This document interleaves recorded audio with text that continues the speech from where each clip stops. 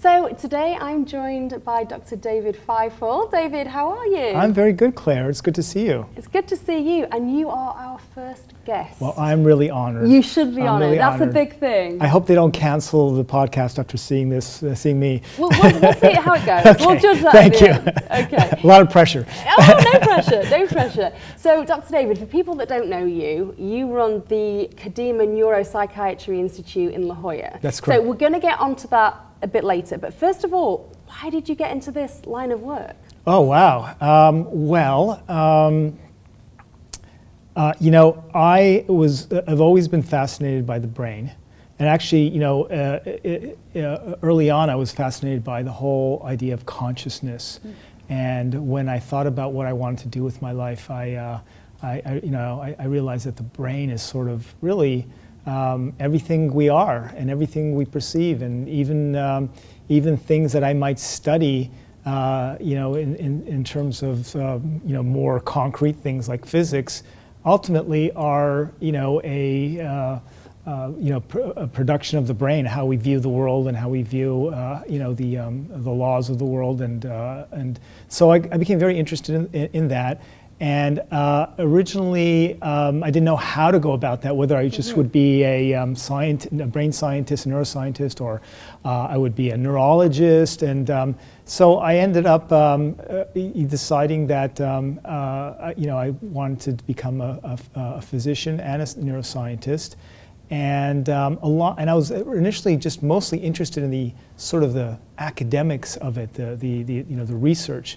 And I thought that was going to be my career, but along the way, I've kind of found it incredibly gratifying to treat people, for the most part. And then I had this dilemma where I was interested in expanding our understanding of the brain, but I was also interested in applying it to help people. And I just sort of carved out a pathway in terms of doing both. So. That's sort of how I got to do what I'm doing. So talk to me about depression. Like, what is depression? Well, depression. We're so used to the term depression in a colloquial fashion, where we would just talk about feeling down or even sad. People say they're depressed, because because their sports team lost and so forth. But when we talk about depression in medicine, we're talking about a clinical disorder of the brain, for the most part. And we understand that depression is a malfunction of the parts of the brain that allow us to maintain engagement in life and motivation, and look forward to things and so forth. So when things go askew and people have depression, they basically find that they cannot feel any pleasure. Nothing gives them pleasure. Nothing they can even imagine in the future gives them pleasure. And all the things that you and I and most normal people who aren't experiencing depression enjoy, food and social engagement, sex, all these things become uninteresting to people. So can you imagine where you feel nothing, nothing you can even think of brings you joy, and what happens when when that occurs is that it makes everything so much more difficult, because I'll tell you something, 95% of what we do in life, at least, is not immediately inherently pleasurable. But so, like what? Give me an example. Well, I'll give you an example. Let's say you've got a job. You really don't enjoy your job. Your boss is a jerk, but you need the job because it pays the bills. So it's Tuesday, and you're going into work, and there's no, there's going to be no, nothing enjoyable. You're going to be barked at by your boss, and you're really not going to get any. You're not doing anything that you feel is meaningful.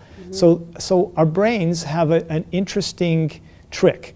our brains are able, well, let me back up. You know, in our brains, all animals have an area which is the pleasure center. Okay. We feel anything we feel pleasurable is because that area is active and firing. Huh. And that is across the board, whether it's listening to music you love, whether it's just learning something because you know that's what you enjoy, whether it's giving charity because that gives you a sense of satisfaction. All that, the common denominator is that pleasure centers are active. Now, with the human brain is able to tap into its ability to project into the future. And what it does is it takes a little bit of an advance payment from something in the future that we know is going to be pleasurable, Okay. To allow us to sustain our motivation for things that aren't currently pleasurable. So that person going into work on Tuesday, not looking forward to going work, is able to do that because somewhere in the back of the brain they're thinking 3 more days and I'm going on vacation with my friends. Yep. And we're going to be going fishing, we're going to have beer, it's going to be great. So they may not be consciously thinking of it, but in the back of their mind they're aware that that's out there and that's future pleasure. Okay. And it allows them to sustain the effort to do what's not currently pleasurable. Now, imagine that gets shut down and you have depression. And there's nothing that you can think of in the future that would be pleasurable because you can't even imagine what feeling pleasure is like anymore. And imagine trying to do anything under those circumstances. It would be enormously hard. And I have patients who tell me that brushing their teeth is like climbing Mount Everest. Wow. Or taking a shower, you know, they have to marshal all their energy.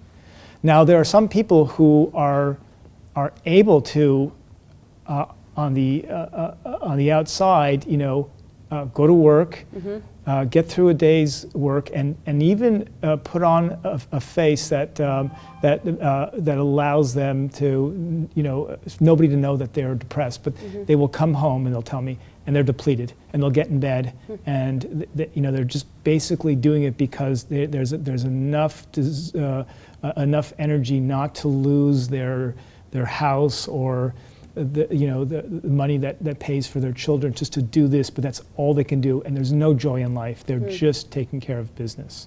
You know, that's all it is. Okay, so tell me about some of the people that come to you. I mean, like, what state are they in mentally? Well, if you saw the people walking through my door, a lot of them you would not know just at first impression have depression. Okay.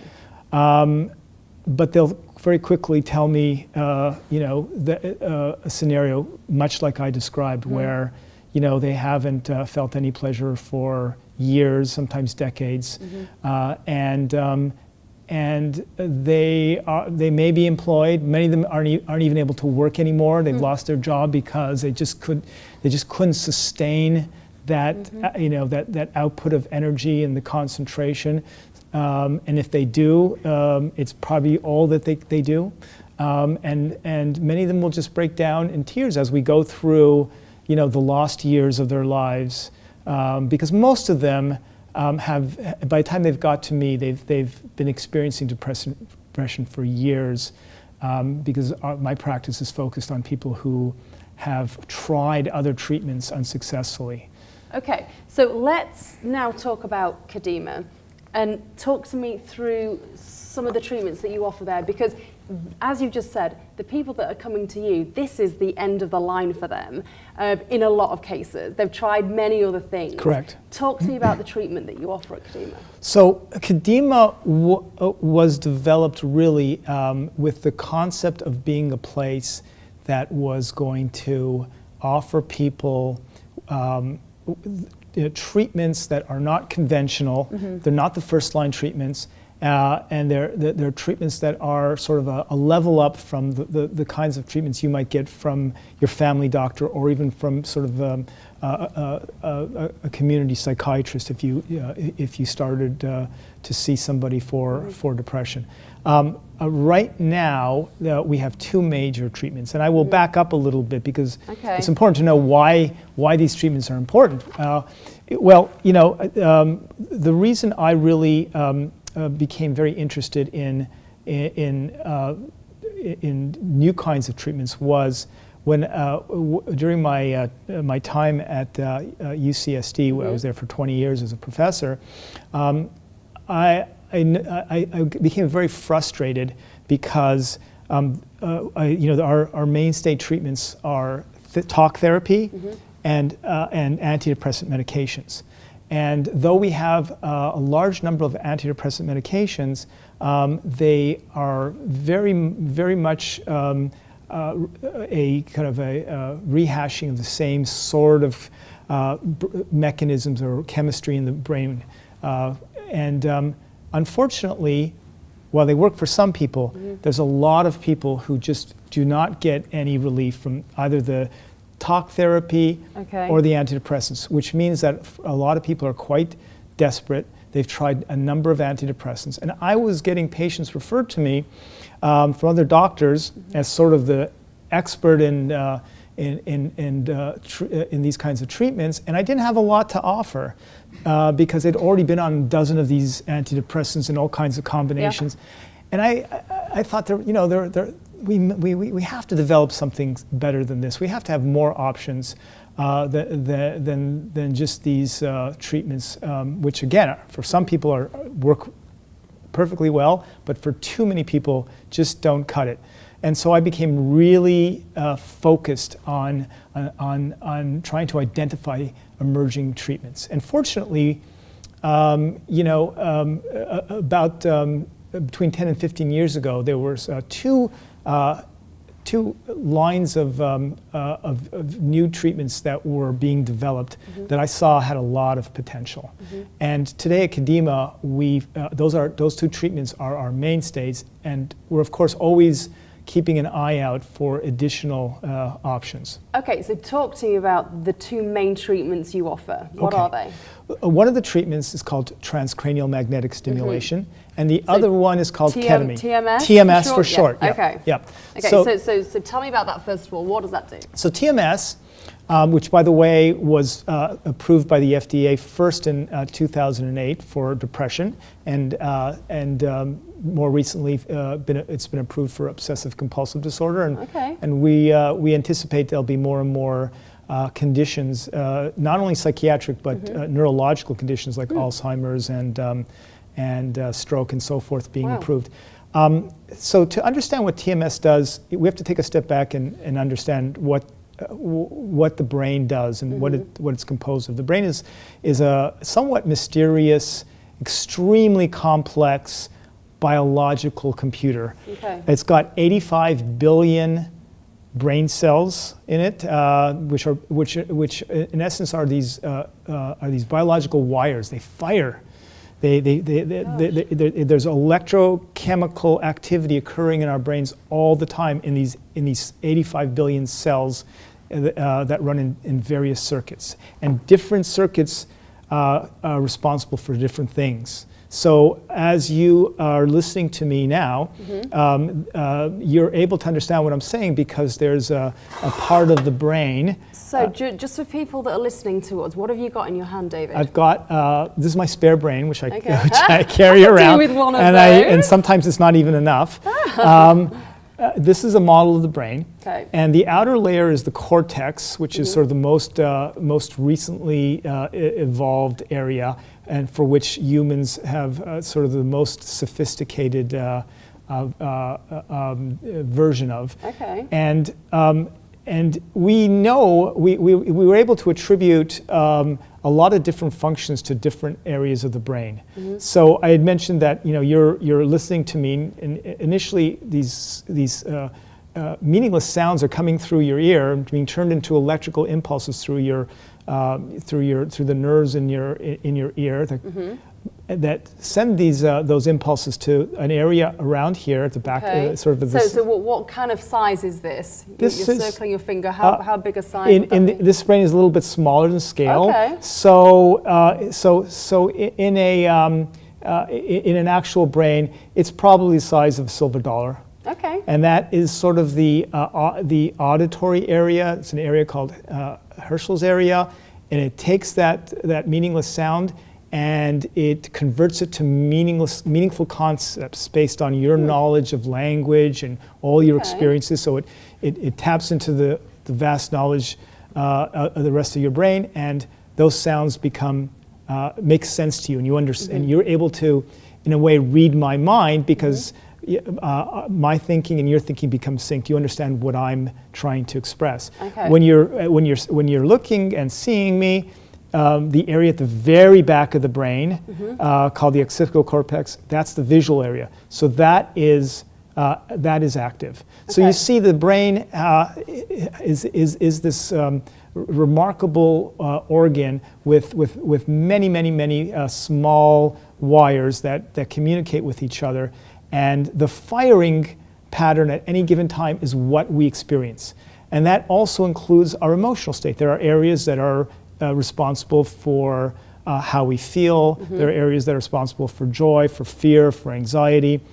And we know that in different conditions like depression or schizophrenia, there are parts of this complex organ that are malfunctioning.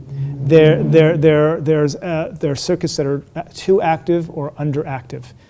And the idea behind TMS is, rather than try to normalize those areas in a very indirect way by taking a medication in your mouth and having it go through your digestive tract and getting absorbed into your blood, where it can produce side effects throughout your body, and then crossing over into your brain, where it can affect all the areas where that chemical has a role. Just to normalize or to regulate some malfiring in one area. The idea behind TMS is we can do this much more elegantly and selectively through technology. And TMS is essentially a device that focuses a pulsating magnet at an area that's not functioning well, and acts like a personal trainer for that area, and will stimulate it. Because we know from physics that a pulsating a magnetic field will cause these brain cells to fire. And so it will non-invasively stimulate that area. And over time, that area, just like somebody who has an injury and needs physical rehabilitation, over time that area will start to function more normally on its own. Okay, how do you actually do that though? Talk us through the process. So the process is, for depression, we know that there's an area on the left side towards the front of the brain called the left prefrontal cortex. So when patients come in and we deem that they're appropriate for this, what we'll do is we will sit them in a chair, and we have a cap that has a coordinate system on it, so it maps out their skull. And if people actually want to see this, if they go to your website, right, KadimaNU.com, is that? It's Kadima, Kadima, N as in Nancy, P as in Paul, for neuropsychiatry.com. Okay, KadimaNP.com. If they go there, there's actually like video footage of this, so they can see like how this treatment's administered. Exactly. Okay. And so what we do is, on the first day, we map out where the depression area is, and then it's a very straightforward process. They come in every day. It's not a fast process, but it's sort of like physical rehab, or if you were out of shape and overweight and you got a personal trainer to kind of change that would take time. You couldn't go to the gym one day and expect to run a marathon the next. Exactly. Yeah. Okay. So they come in every day, and we stimulate that area of the brain. It takes about 30 minutes a day. It's quite benign because there's nothing invasive. There's a helmet that that sits on top of their head, Yeah. and the beam is aimed at the particular area we're trying to strengthen. Okay. And they come in every day. They don't feel much at all. Maybe a little bit of a light tapping on their skull, because we actually don't. An interesting fact is we don't feel our brains. Our brains cannot feel sensation from themselves. They receive input from everywhere in the body. So when we feel any sensation, that's impulse coming from the nerves in that area coming to the brain and being translated into a painful or pleasurable sensation in the brain. But a neurosurgeon can cut into a person's brain while they're awake, and they would feel nothing. Because really? Absolutely. Oh my You goodness. can go on. There's plenty of YouTubes of Wow. that if you're God. so inclined. Wow, make Yes. sure you're Yes. not watching that on a full stomach. No. Oh. So it's an interesting fact that the brain can't feel itself, it feels the Okay. rest of the body. So whatever patients feel, they might feel the sensation of the magnetic pulses that passes through their skin and their scalp. It's a light tapping. But over time, we know what happens is that those nerve cells in that area, actually they go through a change, and they start to sprout more branches. A brain cell is sort of like a trunk with branches, and each of the branches connect with other brain cells, so they communicate with each other. They actually sprout more branches, and they make more connections with the nerve cells around, so that when one is firing, it kind of sets off a reverberatory loop, so it becomes more active. And after about several weeks of this, and typically it's 4 to 6 weeks, patients start to actually feel better. They'll start to report that they're actually looking forward to doing things. They'll say that oftentimes they'll say that just walking outside, things look different. The grass is greener, the sky is bluer. There's literally a change in the vividness of what they see. Family members will report, that they'll do something. Suddenly, they'll want to come along when the family goes out to dinner or something, whereas they almost invariably would pass, and we start to see these changes, and we know we're on the right track. It's not a fast treatment, but it's very durable once it works. Okay, so a patient would undergo this for several weeks. So this is the TMS. Talk to me about That's ketamine. correct. Where does ketamine come in? And can I just ask you before Sure. you tell me about this?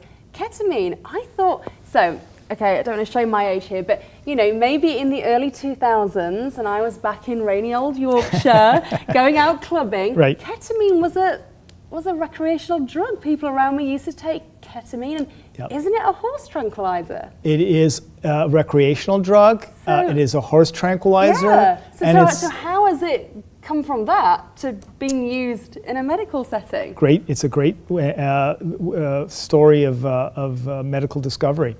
Well, originally, before it was a recreational drug, before it was used in horses or in veterinary medicine at all, it was developed as an anesthetic drug.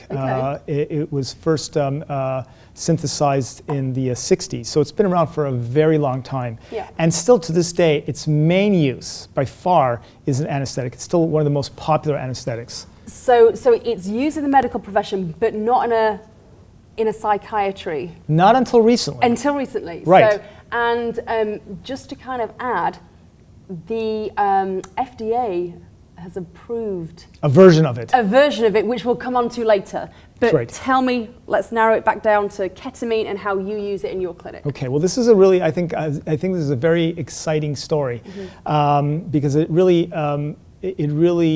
describes an emerging revolution in psychiatry that I'm very excited and honored to be experiencing and being part of. So it was first developed as an anesthetic, and it is remarkable even as an anesthetic because one of its properties is it is uniquely safe as an anesthetic. It doesn't suppress respirations, which has made it very useful throughout the world in third world countries where they don't have access to expensive monitoring equipment, or they don't have enough anesthesiologists. Surgeons can use it, and doctors can use it for simple procedures, and not have to worry that that a person will stop breathing, or be concerned that they need to intubate them, or put an airway down their esophagus, their trachea, okay. so to protect that. So that's very unique. So it's already been established as a pretty safe. Absolutely, anesthetic. right. Okay. And in fact, its main use as an anesthetic is probably in children. Huh. Because it's so safe, and because physicians often don't want to take children into an OR suite and intubate them with a tube. They can give them ketamine, and they can do shoulder relocations, or UCSD. They used to do dressing changes, okay. which can be very painful just by giving people ketamine. Okay. But what's interesting is that ketamine was about 13 or 14 years ago was discovered, quite surprisingly, to have, at doses that are lower than the doses that put people out, okay. to have a really remarkable effect on people's mental state. And it was discovered in a very small study. Okay. That was done at Yale, that took patients who had treatment-resistant depression, meaning they'd failed other things, and they okay. gave them low doses of ketamine as in an intravenous infusion, and to I think everyone's surprise, a very high percentage of those difficult depression cases had a very dramatic improvement, and that's amazing enough. But what was really remarkable was many of those patients improved within 24 hours, and sometimes even less. Wow. Which is, in our field of psychiatry, is really unheard of. We don't really have treatments that we know will start to work in that period of time. It's usually waiting weeks, as it is with the TMS. Okay. So that was a pretty remarkable finding. In fact, so much so that a lot of people, myself included, were a little skeptical when the first small study was published. But then a few years later, there was a larger study out of the National Institute of Health that replicated that with a larger group of people and got as good, if not better, results. And I think when I read that, it was 2006 or 2007. So in 2008, you were actually the first person to Right. use ketamine for clinical use. Yes, Right. absolutely. But what was the reaction from the wider medical community? It was very controversial, Okay. and it took me. I was at the time a professor in the School of Medicine at UCSD. Yeah, what did your colleagues think to your It took me crazy about idea? 9 months or longer just to get the committees to even agree to allow me to do this. And we were able to justify it because there are so many people, Claire, in the world who have treatment-resistant depression, and there are people like I can think of a patient I had who had been a high school teacher, been one of the most popular high school teachers. His kids had loved his class, but for the last 5 years. He had not worked and he'd barely gotten out of bed. And he told me of all the awards he won as a teacher, his greatest achievement and what he's most proud of was the fact that he's stayed alive for the last 5 years and resisted the temptation just to end his life. Because every day it's a struggle not to succumb to that temptation. So there's so many people who, and we lose so many people every year. Suicide rates. There's over 40,000 Americans who take their lives every year. Most of that is associated with depression or other mental illness. And so when other things fail, we know not doing anything is a risk. So I was able to get it approved based on that. And we started giving the treatments, and we saw really remarkable things that I didn't think I was going to see. So like what? Talk to me about one of your kind of success stories. Well, one of the success stories was early on was a person who had treatment-resistant depression, and actually had decided, and I learned this after the fact, after we had treated him and he had become become healthier.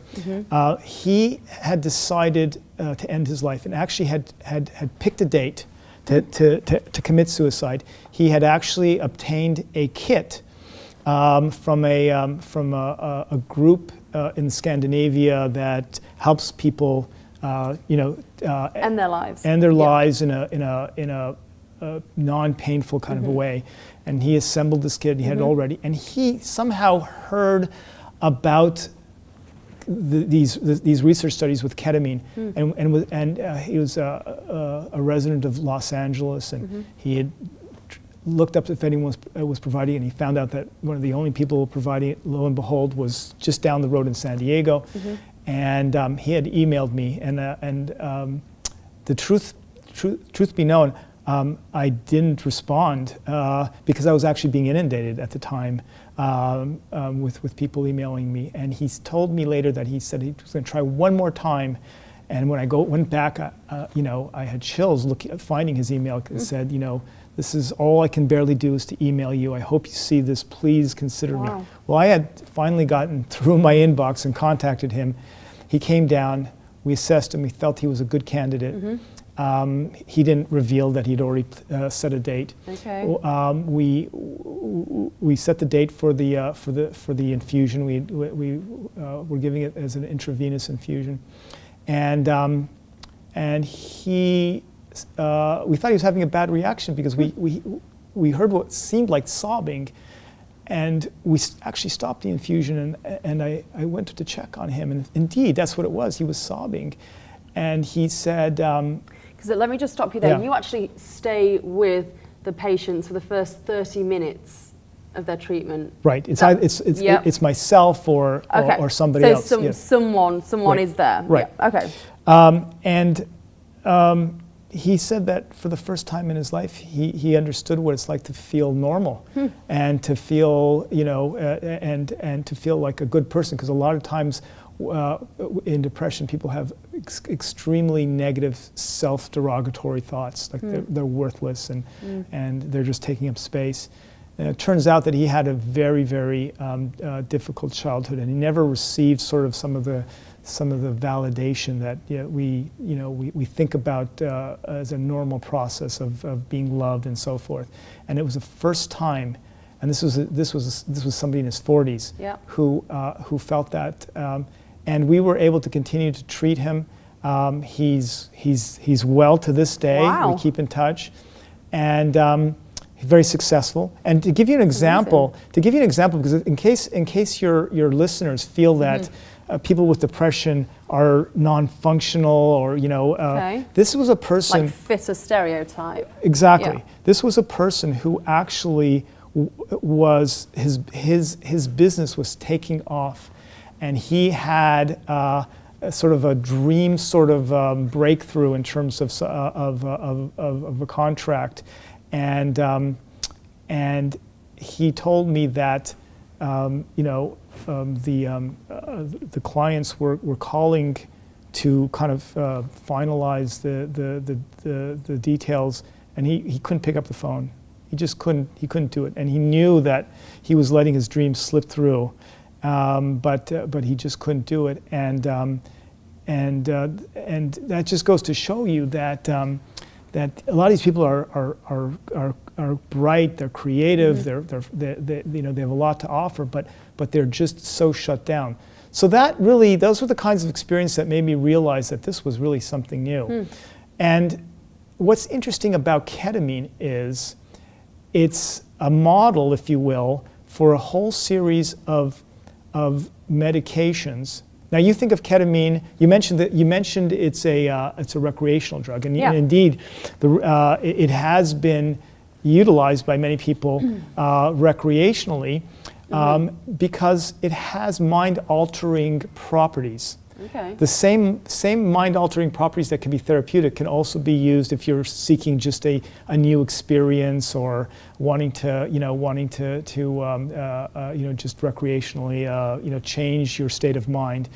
And so at the low doses, ketamine essentially is a psychedelic drug. Okay. And what's interesting about this is that in large part because of what we've learned about ketamine's effects at the doses that produce this psychedelic, you may be surprised to know that right now, and there are a number of drugs that you would never imagine would be brought into the realm of normative medicine, like MDMA, which is the active ingredient in ecstasy, Okay. psilocybin, which is the active psychedelic ingredient in mushrooms, and even LSD, are all under development under the auspices of the FDA for things like depression, PTSD, and other things. Now that may sound really far-fetched, but that's how revolutionary these drugs are, and to the point where the FDA is recognizing under proper circumstances and used medicinally, these drugs that we associate as sort of as powerful mind-altering drugs that are used recreationally that are banned can really have incredibly therapeutic effects. So we touched upon this earlier, but earlier this year, the FDA did approve a type of ketamine. Right. Does that mean that we can buy it now? I mean, what's the situation with it? So yes, there's a pharmaceutical company called Janssen did develop a nasally administered version of a slightly altered chemical to ketamine. It's called S-ketamine. That drug is not widely available for a lot of technical reasons. Insurance, although it's FDA approved, insurance companies are just coming on board to get that. It also requires almost as much monitoring as the intravenous or the intramuscular versions that we give, and there's just I would say systems blocks right now in terms of getting doctors reimbursed for that monitoring. Okay. So it's really not, as far as I know, and we did a little a survey, calling different providers that are listed like we are as certified providers of this. We didn't find a single one of them that was providing it currently, unless the patients pay out of pocket. So talking about money, how much does your treatment cost, and can you get insurance to cover it? So the TMS is quite commonly covered by insurance. Okay. Most insurances will cover it if a patient has clinical depression and has tried antidepressants. Okay. The ketamine, the actual ketamine, not this new version, is not covered because it has not gone through the approval process by the FDA, and the reason it hasn't gone through the FDA approval is because that requires many millions of dollars to do, and because the drug is so old, been around for 50 years, it's off patent, and that means that that there's no major monetary incentive for a drug company, for example, to spend the hundreds of millions of dollars to do the FDA approval process when it would immediately be open to generic competitors. Where do you see this market going? Do you see that ketamine may become like cannabis is becoming now, more widely available, and obviously, the stigma that was attached to cannabis isn't so much anymore? I mean, where do you see ketamine going? Well, in the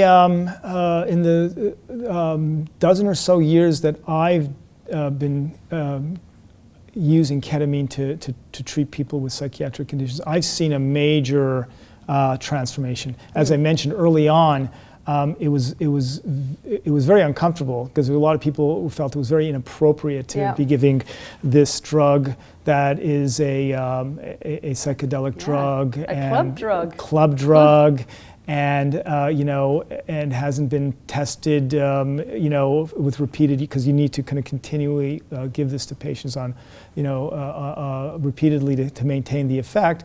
But now there's been so many studies that have come out that have shown its safety and efficacy that when I started, as I mentioned, we were the first program at UCSD to provide this for clinical use outside of research. And now there are hundreds of clinics around the country that are providing ketamine. Some of them, more professionally than others, but it just goes to show how much acceptance this has garnered, and even the American Psychiatric Association now has come out with guidelines, whereas early on they wouldn't consider doing guidelines because their position was you just shouldn't be doing it. It's only for research. Now they actually have guidelines of how it should be appropriately administered and so forth, and now we have an FDA approved version of it. So it's really coming along. If the biggest barrier, honestly, Claire, right now is the fact that it's not FDA approved, and that's a technical issue in terms of how our system works and how drugs get developed and how things get FDA approved. There just isn't a good financial rationale for anyone to spend the many millions of dollars to get it FDA approved, and so it doesn't go FDA approved, and therefore it doesn't get covered by insurance. Now that's our biggest barrier, and if insurance were to cover it, we'd be able to. The impact would be so much larger. But I guess if it's not FDA approved, that in itself could be off-putting to someone, because the FDA is kind of, quality assurance that, you're getting a safe product, it's being tested. So, I guess that would be a possible deterrent to someone seeking treatment if they know it's not covered by insurance and it's not FDA approved. What would you say to someone who's really struggling right now? They may not want to get out of bed in the morning. They may be exhibiting all those symptoms we chatted about right at the beginning of our conversation. What do they do? Well, they should understand that there are more than ever effective treatments for depression. If they haven't engaged a mental health professional to help them with their depression, obviously that's the first step. Is to see a psychiatrist or a therapist to start getting treatment. If they've already tried that and the antidepressants have not worked for them, the talk therapy has not worked for them, they should know that thankfully now we have really good alternatives like TMS and ketamine that can work in patients when the other treatments have failed.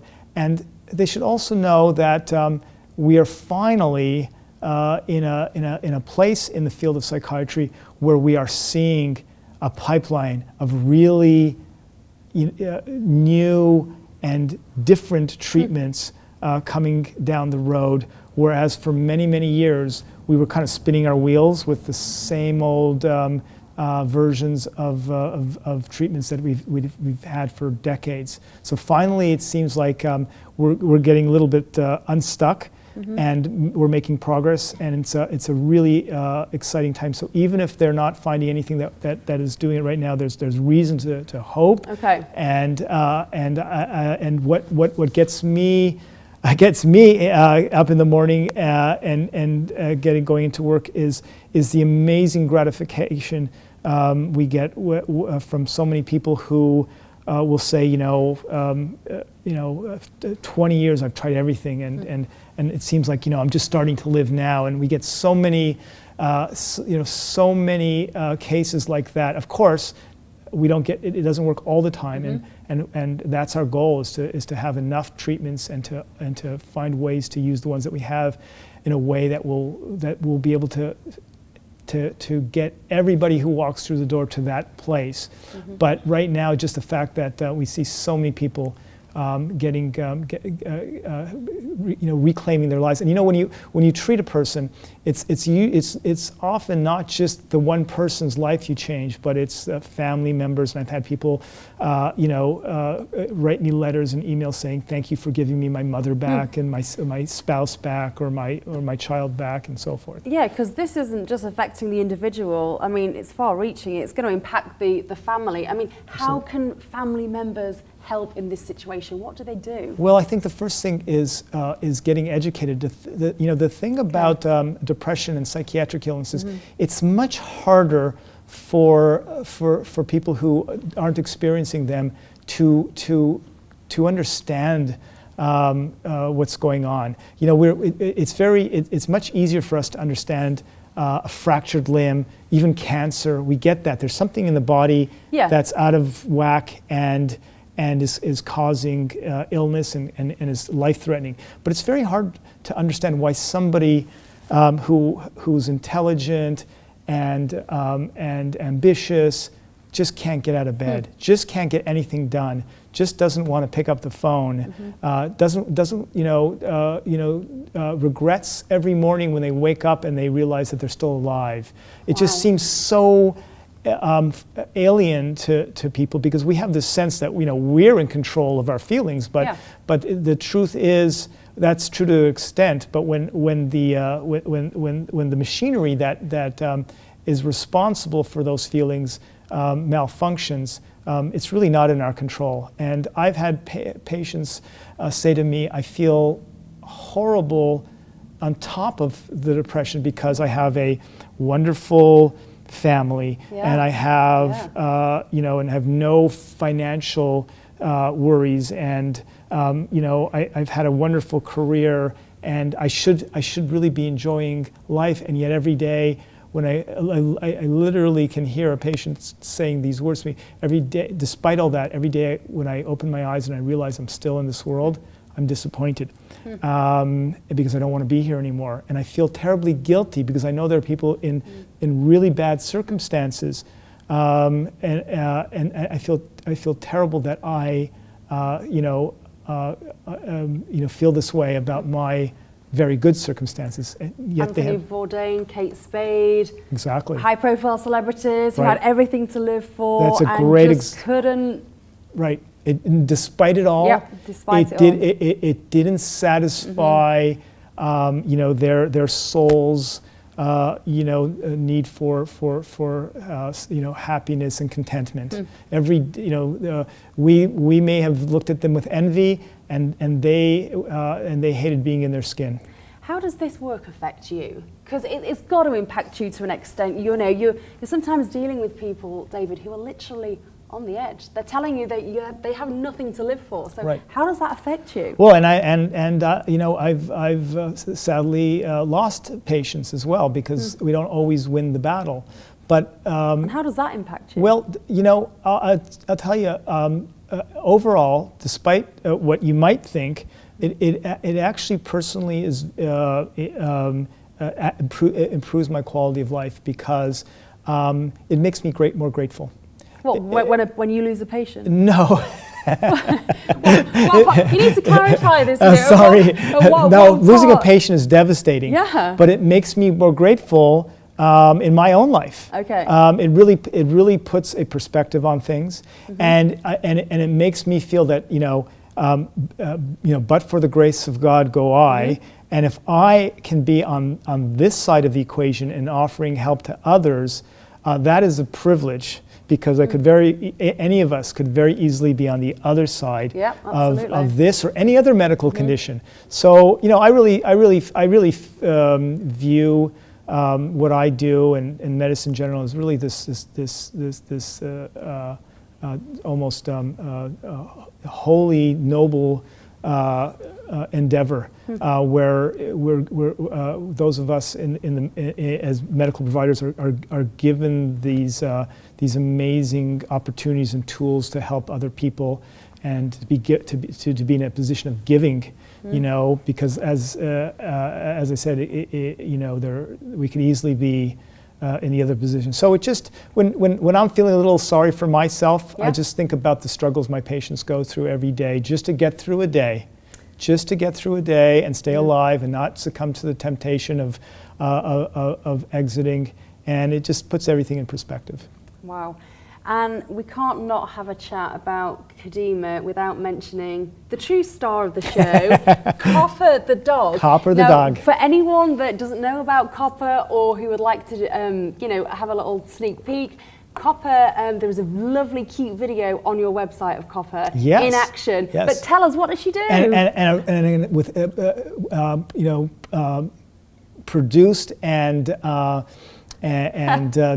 narrated by a very talented group of people. Yeah, I mean, the listeners can decide that for themselves. But the dog's cute. The dog's cute. Tell us what she does. Copper is our therapy dog. She's a sweet 1-year-old now, mixed beagle, who comes into the office and without really needing to train her much, gravitates to our patients, loves them, and produces an effect that is on par with our high-tech TMS or ketamine. Crazy. Because a lot of our patients are anxious about their treatments, especially at the beginning, before before we started. And Copper will just open that door and call her in, and she'll look around and see that new person, jump on them, lick them, and we can just see the anxiety just melt away. Yeah. And I was, as I was telling you before, it's got to the point now where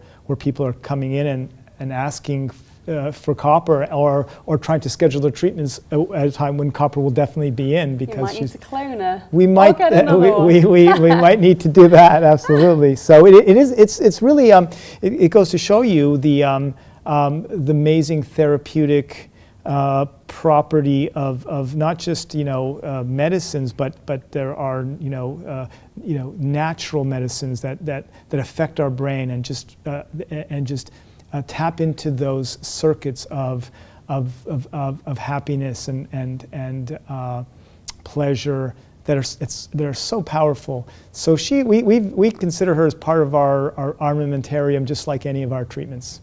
Well, Dr. David Feifel, it's been an absolute pleasure chatting with you. Thank you so much for coming in, and all the best. That's my pleasure. Thank you.